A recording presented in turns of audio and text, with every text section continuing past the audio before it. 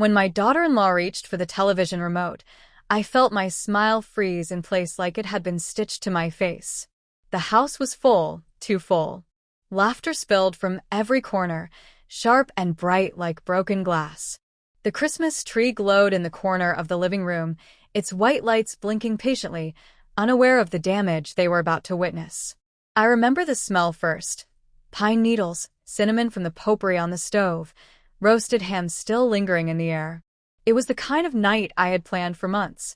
The kind of night that was supposed to prove something. I stood beside my husband, Harold, my hand resting lightly on his arm. He was wearing the navy blazer I'd pressed twice that morning, the one that made him look important, respectable, successful. Our relatives filled the room, his sisters from Ohio, my cousins from Georgia, church friends, old neighbors who still liked to remind us of how far we'd come. Crystal glasses clinked. Someone laughed too loudly. Someone else turned up the Christmas music. And then there was her. Evelyn stood near the television, her back straight, her white dress falling softly just below her knees. It wasn't flashy. It wasn't dramatic. But it made her look calm in a way that unsettled me. Like she had already survived something the rest of us hadn't yet discovered. "Can I play something real quick?" she asked, her voice gentle, almost polite. I remember thinking it was strange. The timing. The way my son, Marcus, looked at her. Not confused, not amused, but wary. As if he'd been holding his breath all evening and had finally realized why. Before I could answer, before Harold could step in with one of his charming interruptions, the screen flickered. And then I heard my own voice. Low. Mocking. Familiar. The room went quiet in a way that felt unnatural, like the world had briefly stopped breathing. But that part, the collapse, that came later.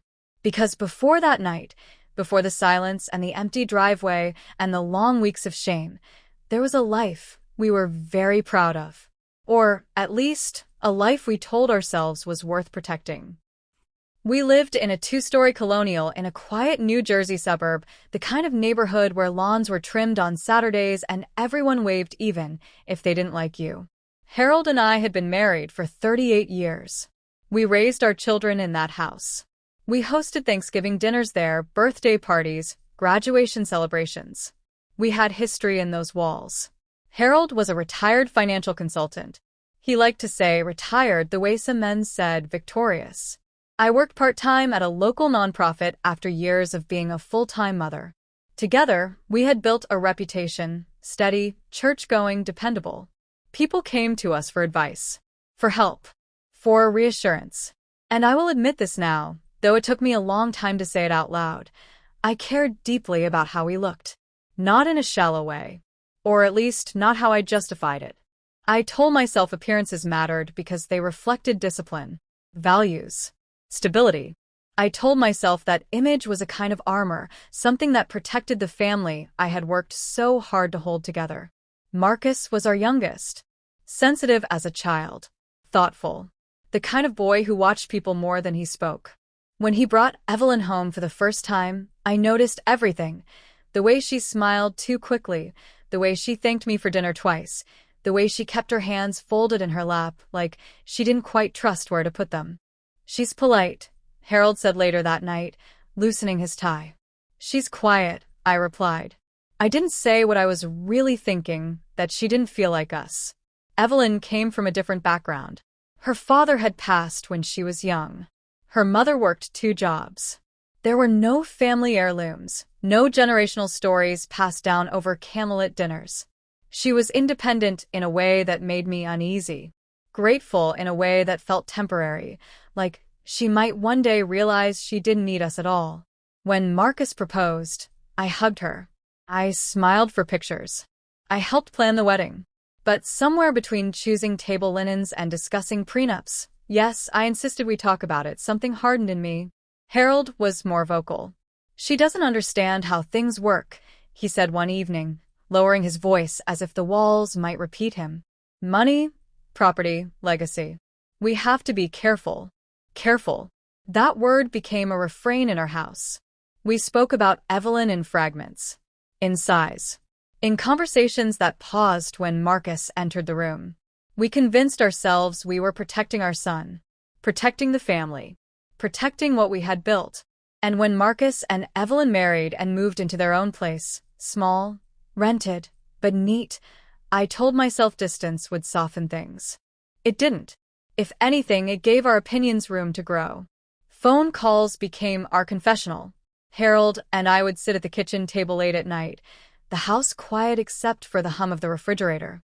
We'd talk about Marcus, about Evelyn, about what we feared and what we resented and what we thought she might be planning. "She's too interested in the house," I said once, stirring cold tea. "She asks too many questions," Harold replied. We never raised our voices, never said anything that couldn't be explained away as concern. But there was something sharp underneath it all, something unkind. And the thing about unkindness whispered in private is that it always believes it's safe. By the time Christmas came, we were determined to remind everyone, ourselves included, exactly who we were. That's why we hosted the party. That's why I ordered custom centerpieces and had Harold string lights along the porch railings, even though the weather forecast threatened snow. That's why I spent 3 hours choosing the right earrings, the ones that said grace, without saying try hard. We wanted this night to shine. We wanted it to erase doubt. I just didn't realize that Evelyn had brought her own light, and that it was about to show us everything we had tried so carefully to keep in the dark. The first thing I noticed, looking back now, was that Evelyn stopped trying to explain herself. It happened slowly, in a way that was easy to miss if you weren't paying attention. She still came to Sunday dinners.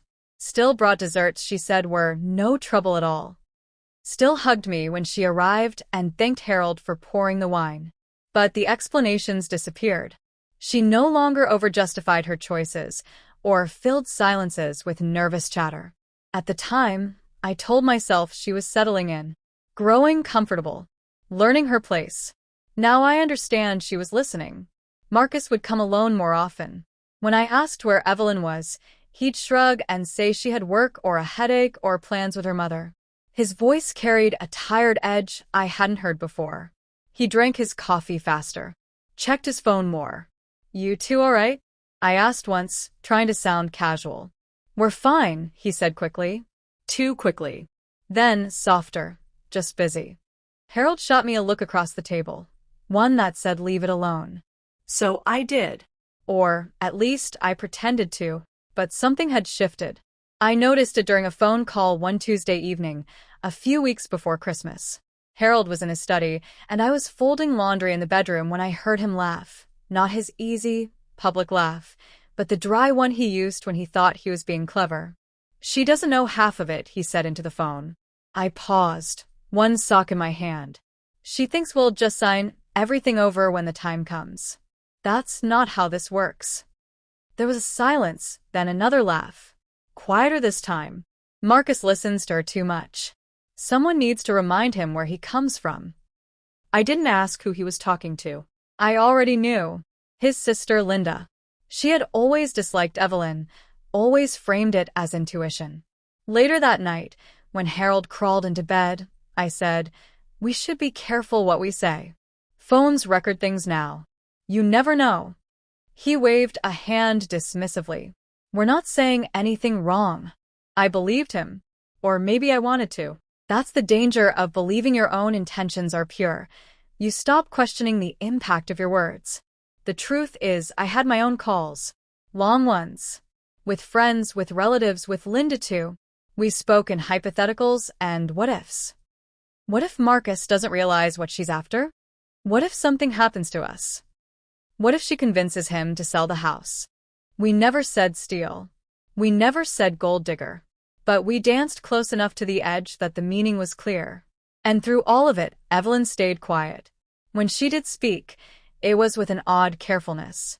She asked about her health, about the house repairs, about whether we had updated our will.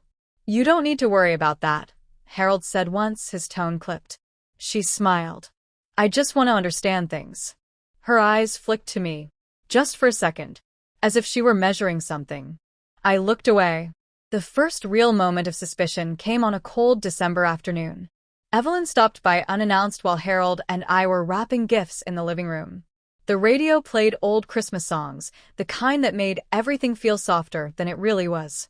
"I was in the neighborhood," she said, brushing snow from her coat. "Thought I'd say hello." She sat down with us, accepted a cup of tea. Her phone lay face up on the coffee table. I noticed the screen light up briefly, recording saved, before going dark again. I frowned. "Everything all right?" She nodded. "Of course." But her fingers lingered near the phone, protective. When Harold began talking about an upcoming meeting with his lawyer, routine, he said, Evelyn leaned back, listening more intently than usual. "Estate planning," Harold explained. "Just being responsible." She smiled.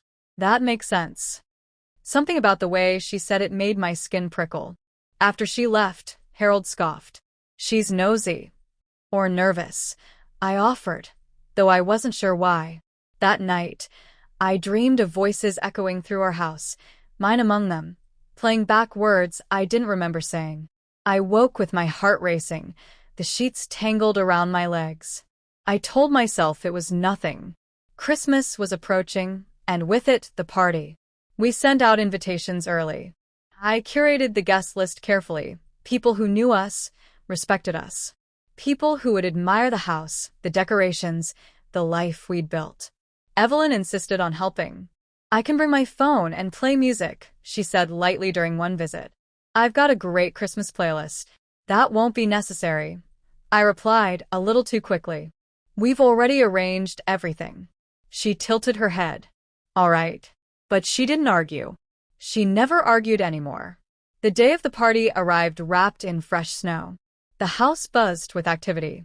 Caterers moved quietly through the kitchen. Harold checked his watch every few minutes, already slipping into host mode. When Evelyn and Marcus arrived, they were early. Evelyn wore that white dress. Marcus kissed my cheek, his smile strained. "You look beautiful, Mom," he said. "So do you," I replied, smoothing his collar. "Both of you." Evelyn met my eyes. Held them. There was no warmth there. No hostility either. Just something settled. I should have asked her what she was thinking. Instead, I turned away to greet the next guest. By the time the house was full, the tension had woven itself into everything.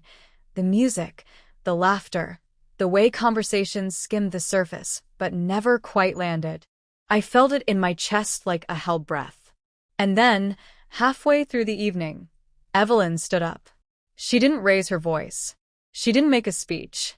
She simply walked to the television, her heels quiet against the hardwood floor, and picked up the remote. "I hope you don't mind," she said, her voice steady. "I think it's time everyone heard the truth." The screen lit up, and before I could move, before I could speak, my own words filled the room. Clear. Undeniable. Ugly. I don't trust her. The sound of my own voice, thin, sharp, unmistakably mine, cut through the living room like a blade. The laughter died instantly.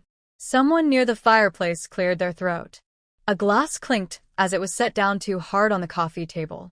I felt Harold stiffen beside me, his arms suddenly rigid under my hand.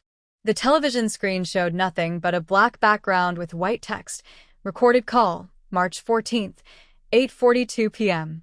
Then my voice again. "She's playing a long game. You don't marry into a family like ours without wanting something." A low murmur rippled through the room. I heard someone whisper my name. I couldn't move. My feet felt glued to the rug, my lungs unable to pull in air. Harold stepped forward. "Turn that off," he said, his voice strained but controlled. "This isn't appropriate." But the recording didn't stop. His voice followed mine, deeper, colder. "We need to make sure Marcus doesn't change the will. If anything happens to us, that house stays in the family. She's not taking what we built." The words echoed, heavy and undeniable. They sounded worse outside the safety of our kitchen table. Worse without the soft justifications we had wrapped them in at the time. I scanned the room in a panic. My sister-in-law Linda stood near the doorway, her mouth slightly open. My cousin Ruth stared at the floor. One of the church women pressed her lips together, her eyes filled with something between disappointment and pity. Marcus hadn't moved. He stood frozen near the staircase, his face pale, his eyes fixed on the screen as if he were watching a stranger unravel his life. The recording continued. "And don't tell her anything," I said. "She doesn't need to know how things work. Marcus listens too much. We need to remind him who his real family is." A sharp inhale came from somewhere behind me. Evelyn's voice finally entered the room. Not from the screen, but from beside the television. "I didn't edit anything," she said calmly. "I didn't take anything out of context." She pressed a button on her phone. Another recording began. This one was Harold again. "If Marcus won't see sense, we'll handle it ourselves. Lawyers exist for a reason." My knees buckled slightly. I reached for the back of a chair to steady myself. "Evelyn," I whispered. "Please." She looked at me then. Really looked at me. There was sadness in her eyes, yes, but also resolve. The kind that comes from long nights of listening, of deciding not to be small anymore. "I asked you both so many times," she said, her voice steady but quiet. "I tried to talk. I tried to understand. But you were already having these conversations behind my back." Marcus finally spoke. "Is this true?" His voice cracked. "All of it." Harold opened his mouth, then closed it again. He looked older in that moment, the lines in his face suddenly deeper. "It's not what it sounds like," he said weakly. Marcus laughed once, a short, broken sound. "It's exactly what it sounds like." The room felt too small, too hot. People shifted, uncomfortable, unsure whether to stay or go. No one wanted to be a witness to a family collapse. Evelyn picked up her coat from the back of a chair. "I didn't plan to do this tonight," she said. "But you planned this party to show everyone who you are." She gestured around the room. "I thought they should see all of you." She turned to Marcus. "I'm going to the car. You can come with me, or you can stay." He didn't hesitate. He grabbed his jacket, his movements sharp and angry, and followed her out the door without looking back. The front door closed softly behind them. That sound, quiet, final, was louder than any shout could have been. For a moment, no one spoke. Then chairs scraped back. A few mumbled excuses floated through the air. "We should probably head out. Early morning tomorrow. I'll call you later." By the time midnight approached, the house was nearly empty. The Christmas music still played, cheerful and oblivious. The tree lights blinked on and off, as if mocking us. I sank onto the couch, my hands shaking. Harold stood in the center of the room, staring at the blank television screen. "She had no right," he said finally. I didn't answer, because for the first time, I wasn't sure he was wrong or right. I walked into the kitchen, the smell of untouched food heavy in the air. Platters sat full, desserts untouched. All that effort, all that performance. I leaned against the counter and cried quietly, my shoulders trembling, careful not to make a sound that might invite comfort I didn't deserve. My phone buzzed in my pocket. A message from Marcus. "I need time. Please don't call." I slid down to the floor and let the tears come. That night, I barely slept. Every time I closed my eyes, I heard my own voice replaying those words. Words I had said without thinking of how they would feel to land on someone else's heart. In the morning, the house felt hollow. Wrapping paper still littered the floor. A single ornament lay shattered near the tree, its silver pieces catching the light. Harold sat at the table, his coffee untouched. "She planned this," he muttered. "She trapped us." "No," I said quietly. She listened. He looked at me sharply. "Don't start." But something inside me had already started.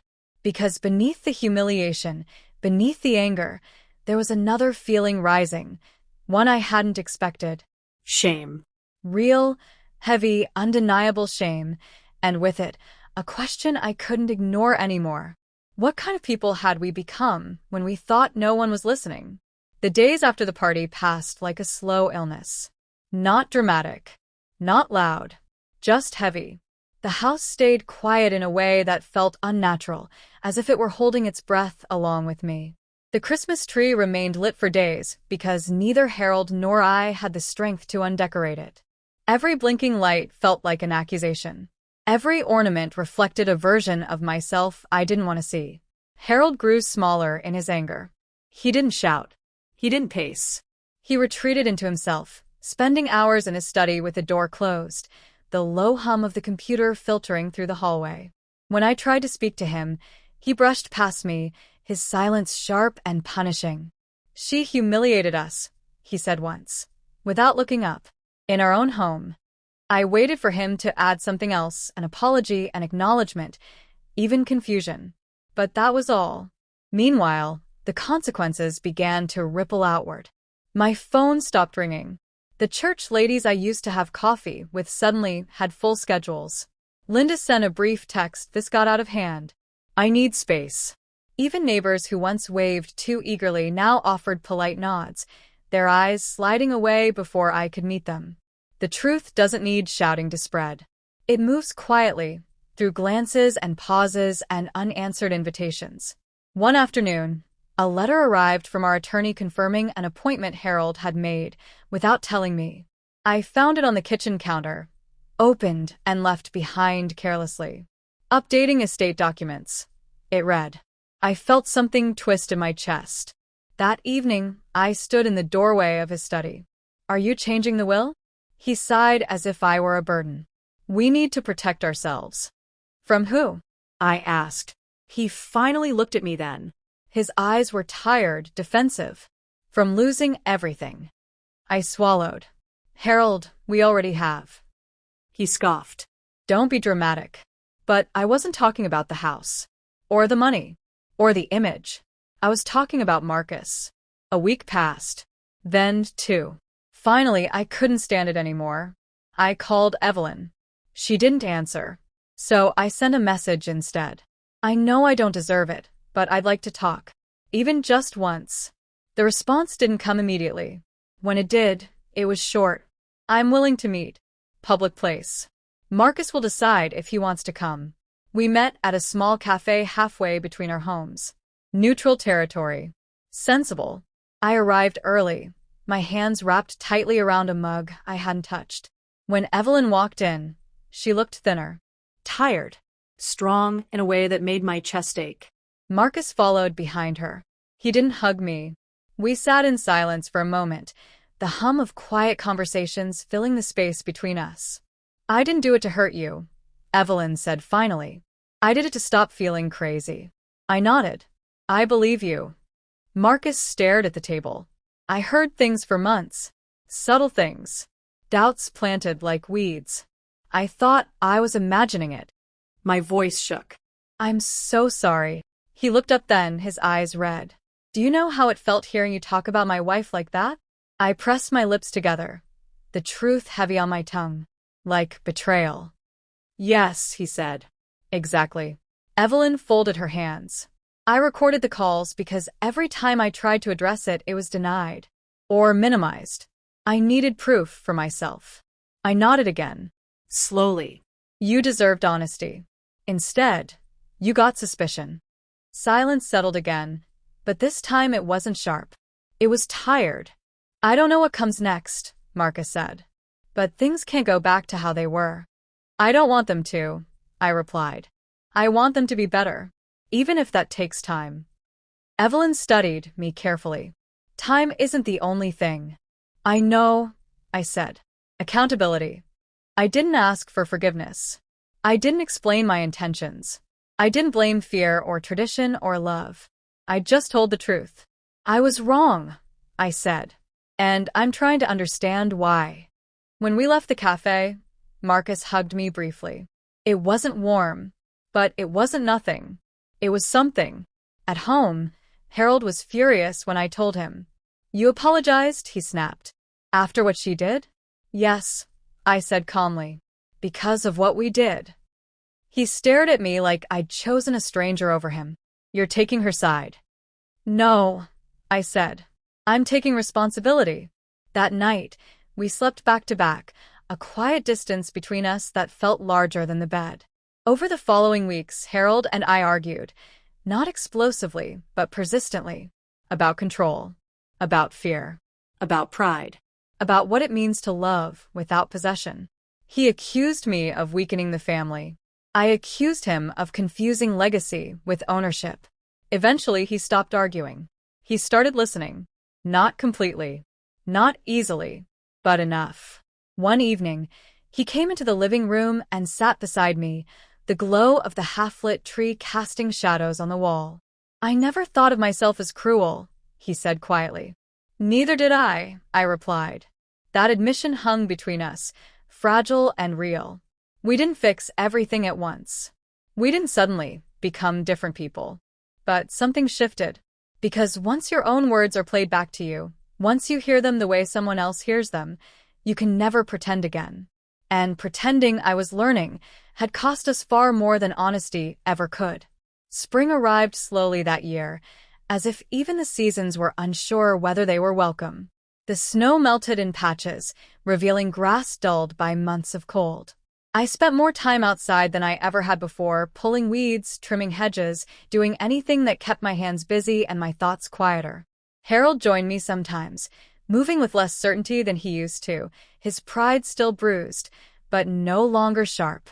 The house felt different. Not emptier exactly. Just honest. We took the Christmas tree down in March. Neither of us said anything as we packed the ornaments away, wrapping each one carefully. When I reached for the silver ornament that had shattered that night, I paused. Harold watched me from across the room. "Throw it away," he said. "No," I replied softly. "I want to remember." He nodded once. Marcus visited in April. Alone. He stood in the doorway like he wasn't sure he'd been invited, his hands in his pockets, his shoulders tense. "You can come in," I said, stepping aside. We sat at the kitchen table, the same place where so many quiet conversations had once turned careless. I made coffee. He declined sugar like he always had. "I'm not here to fix things," he said. "I just wanted to check on you." "I appreciate that," I said. He hesitated. "Evelyn is pregnant." The words landed gently, then all at once. I felt joy rise instinctively, then fear, then a careful restraint. "That's wonderful," I said. "How is she feeling?" "Tired. Cautious." I nodded. "I don't expect to be part of this unless she wants me to be." He studied me. She noticed that. I looked down at my hands. "I'm trying to learn where my place ends." That earned me a small, sad smile. Harold joined us halfway through the visit. He congratulated Marcus, his voice formal but sincere. There was no talk of inheritance. No advice. Just presence. After Marcus left, Harold sat quietly for a long time. "I would have missed knowing," he said finally. "If we'd stayed angry." "Yes," I replied. A few weeks later, Evelyn invited me to lunch. Just me. She chose the place. A small restaurant with sunlight streaming through the windows and simple food. No pretense. "I want to be clear," she said once we were seated. "I'm not here to punish you. I understand. I'm here because holding on to resentment while becoming a mother feels dangerous." Her honesty startled me. "I'm grateful." She took a sip of water. "I won't forget what happened, but I'm willing to let it shape something better." I swallowed hard. "So am I." We talked about boundaries, about trust, about the quiet power of listening. There were no tears, no dramatic gestures. Just two women trying to understand how to move forward without pretending the past hadn't happened. When I left that lunch, I felt lighter. Not forgiven, but seen. The public consequences lingered longer. Our social circle never fully returned. Some friends did cautiously. Others stayed away. I accepted it. Reputation, once cracked, doesn't seal seamlessly. But something else grew in its place. Humility. Harold and I began volunteering more. Quietly. Without announcements or photographs. I learned how to sit with discomfort without rushing to explain myself out of it. Harold learned how to let go of being right. We updated the will together. Transparently. With conversations instead of assumptions. When Harold suggested leaving the house equally to all our children, I felt a strange peace settle in my chest. "It's just a house," he said. "Yes," I replied. "But what it represents matters." The baby was born in late fall. Marcus sent a photo before we were invited to visit. A tiny bundle wrapped in soft gray, a face scrunched in sleep. Our granddaughter. I cried quietly, the kind of tears that carry relief and regret together. When Evelyn finally invited us over, I brought nothing but a small handmade blanket. No advice. No expectations. She placed the baby in my arms cautiously. "Her name is Grace," she said. I held her gently, feeling the weight of her, the warmth. A future unburdened by our old fears. "I promise," I whispered. Not to the baby, but to myself. That night, as Harold and I drove home in silence, the streetlights passing rhythmically, he reached for my hand. "We were so afraid of losing everything," he said. "Yes. And in trying to protect it, we almost did." I squeezed his hand. "But we didn't." He nodded. "Because someone was brave enough to tell the truth." At home, the house felt quieter than it once had. But it also felt lighter. We had lost something that night in December. Our illusion. And in its place, slowly, painfully, we had gained something far more durable. Honesty. I tell this story now not because it's easy to remember, but because it's necessary. There was a time when I believed love meant control. That protection meant suspicion. That silence meant peace. I thought if I managed things carefully enough, words, appearances, legacies, I could keep my family safe from loss. But what I learned, painfully and publicly, is that love doesn't survive in the dark. It survives in truth, in humility, in the willingness to hear yourself the way others hear you, and to sit with that discomfort instead of defending it. My daughter-in-law didn't ruin our family that Christmas night. She revealed it. And revelation, though it feels like destruction at first, can also be the beginning of repair. I still think about that party sometimes. The lights, the music, the moment my own voice echoed back at me. I wish I could say I would never make those mistakes again. The truth is, I'm still learning, still catching myself, still choosing every day to listen instead of assume. But now, when I look at my granddaughter's face, I understand something I didn't before. Legacy isn't what you leave behind in paperwork or property. It's what you're brave enough to change while you're still here. So I want to ask you, gently, honestly, if someone played your private words out loud today, would they recognize the person you believe yourself to be? And if not, what would you be willing to change? Thank you for listening to my story, here on Voice of Mrs. Addison. If this story touched you, helped you reflect, or reminded you of someone you love, please consider subscribing, liking, and sharing your thoughts in the comments. Your voice matters here. And sometimes, telling the truth, quietly, is how healing begins.